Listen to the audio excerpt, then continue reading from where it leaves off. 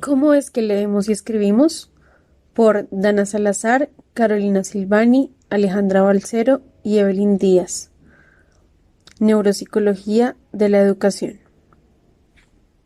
De acuerdo con la Asociación Americana de Habla, Lenguaje y Audición, ASHA, la lectura es el proceso por el cual un individuo construye el significado, transformando símbolos impresos en forma de letras o caracteres visuales en palabras reconocibles.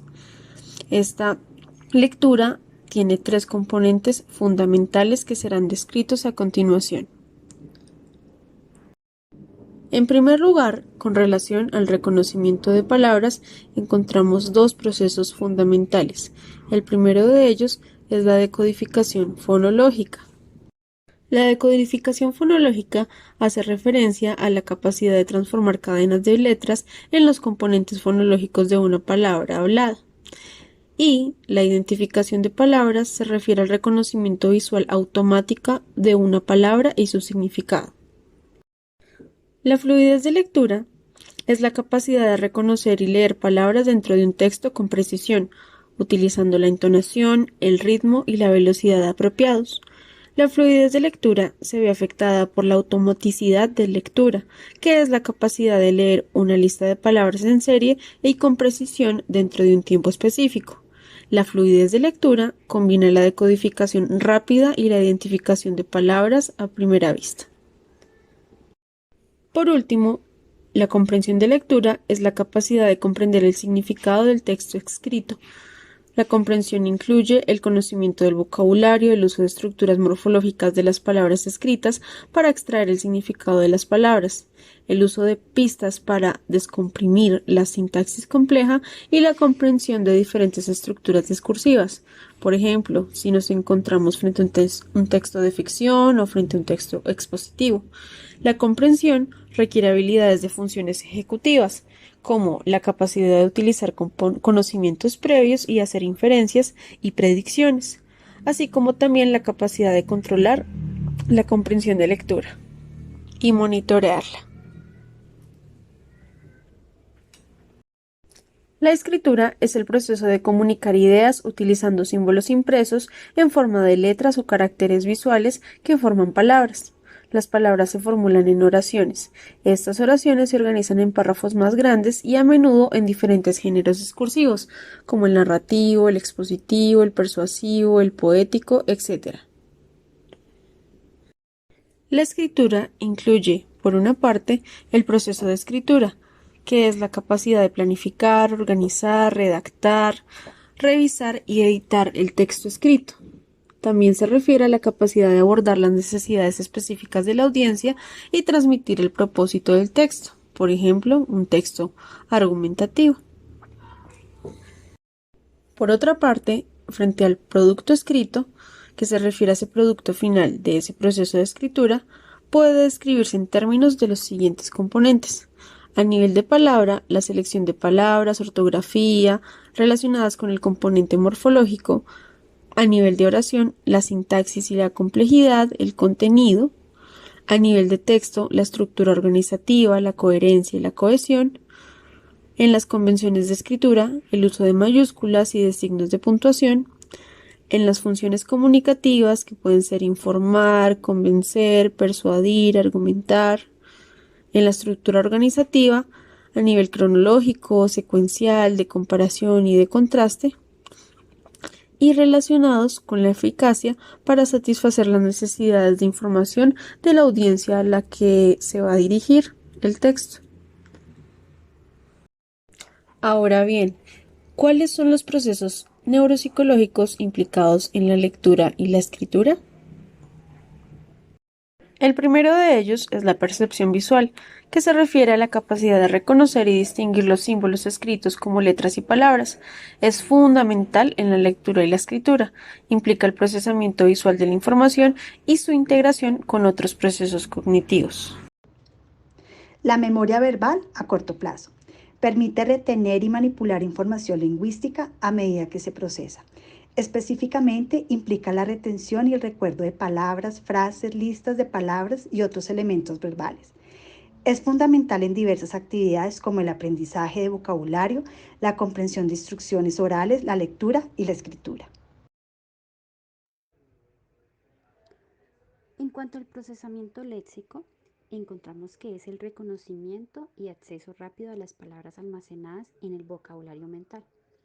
Esto incluye la identificación rápida de palabras comunes y frecuentes, así como la asignación de significado.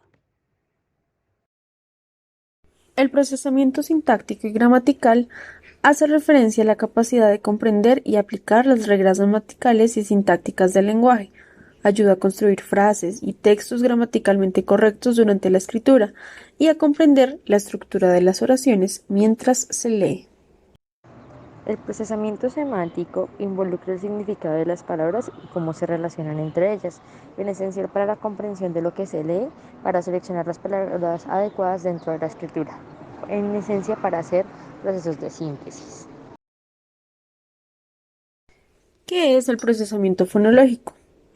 El procesamiento fonológico es el uso de los sonidos del idioma propio, es decir, los fonemas, para procesar el lenguaje hablado y escrito, según Wagner y Thoresen en 1987.